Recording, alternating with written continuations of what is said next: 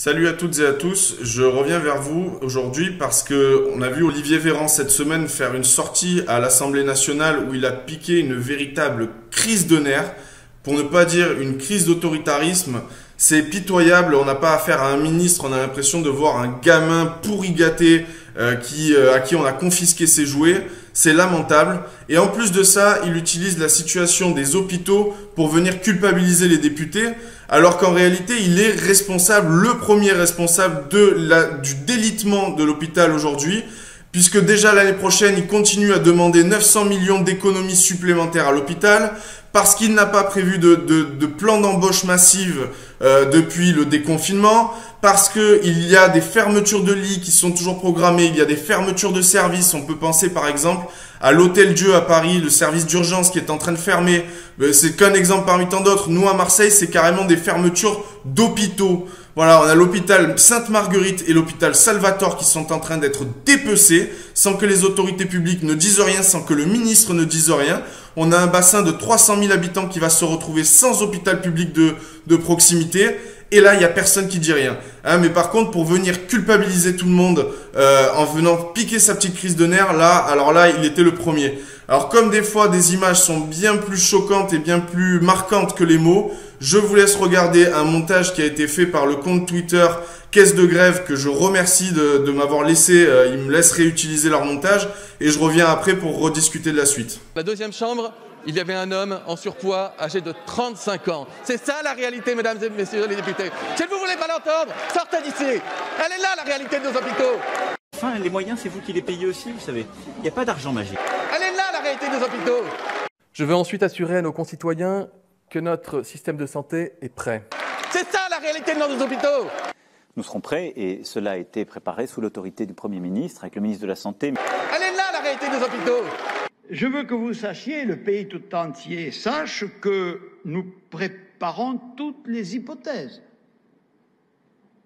y compris celle où notre système de santé viendrait à nouveau à être fortement sollicité.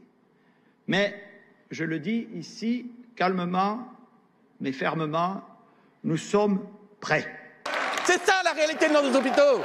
Nos hôpitaux sont préparés à cela, nous avons les capacités de test, nous avons les matériaux de protection, donc on sait faire face à une vague épidémique qui peut être plus forte. Elle est là la réalité des hôpitaux. Là, ce qu'il faut comprendre, de toute façon, c'est pas qu'une question de moyens, c'est une question d'organisation, ce que vous avez à vivre avec les unités Covid. Vous êtes en train de débattre de sujets alors que nos soignants se battent pour sauver des vies de cette manière-là dans nos hôpitaux. Bon, comme vous avez pu le voir sur ces images, on voit que le ministre est d'une hypocrisie la plus totale à prendre la situation des hôpitaux pour justifier qu'il engueule tout le monde.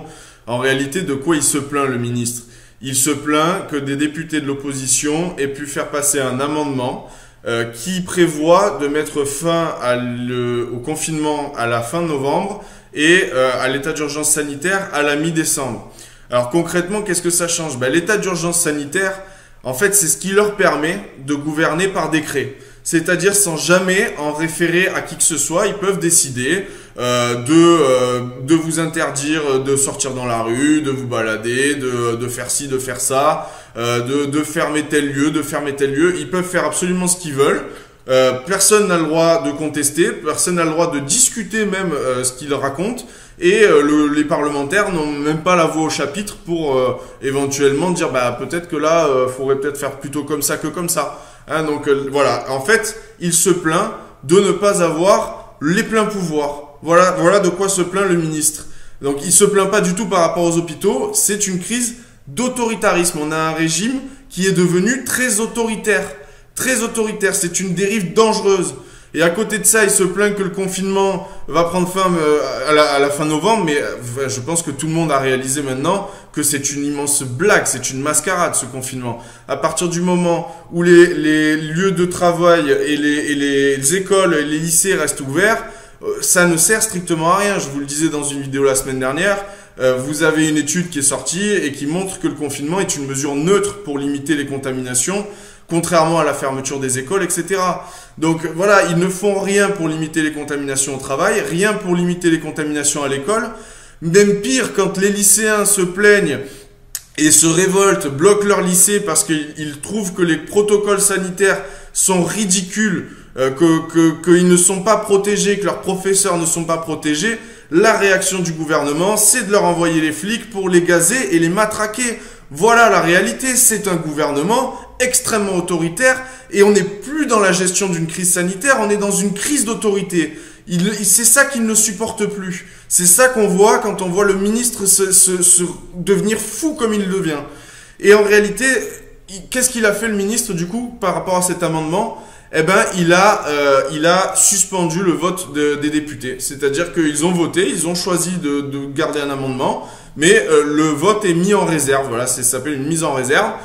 Donc en fait, on fait comme s'ils n'avaient pas voté. Donc ils s'assoient sur la décision démocratique pour imposer, encore une fois, leur point de vue, puisque eux, ils veulent que l'état sanitaire, il aille au moins jusqu'au printemps. On parle d'avril, hein, voilà, comme ça, ils sont bien tranquilles jusqu'en avril. Ils peuvent faire tout et n'importe quoi sans que personne ne puisse rien dire. Voilà les amis, les tartuffes et les gens dangereux auxquels on a affaire. Donc n'hésitez pas à faire tourner cette vidéo, à vous abonner sur ma chaîne sur Facebook, mais vous pouvez aussi sur YouTube, sur Instagram, et à faire circuler surtout pour que tout le monde s'aperçoive à quel point ils sont fous. Voilà, on a affaire à des fous furieux. Bonne journée à tous et à bientôt.